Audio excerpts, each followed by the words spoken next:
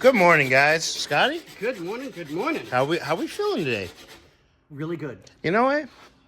It's actually not that windy out. Really, really good. But it is a fresh day. It was rough this morning at 6 o'clock because I came in early again. The weather air quality was at 190. Gnarly. Here. So yeah, it was rough this morning, but whatever. So Okay, I know been talking about the power steering pump on the 66 Bird and how that line wasn't tightening. Well, we took the nut off. So just to show you guys the difference, this is the new nut that came on here. So Crazy thick. it doesn't fit underneath. So it was allowing the line to be jiggly wiggly. Which I've shown before. So not a big deal. So We took the nut off the old one. which the pump's no good. And it's super, super close. But look at the difference in the height. Yeah. So I'm filing off.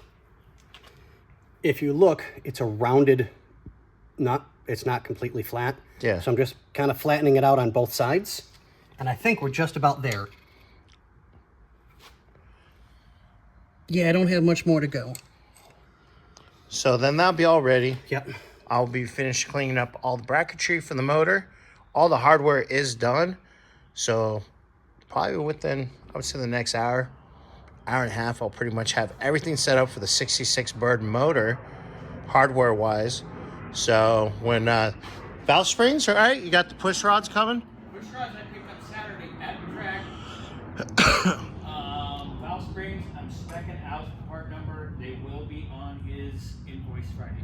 Okay, cool. They will be Yeah, and on the way, so we're getting there. there we go. All right, well, that's a kind of update. I will show you some stuff a little bit later once we get a little bit closer. And yeah, go from there.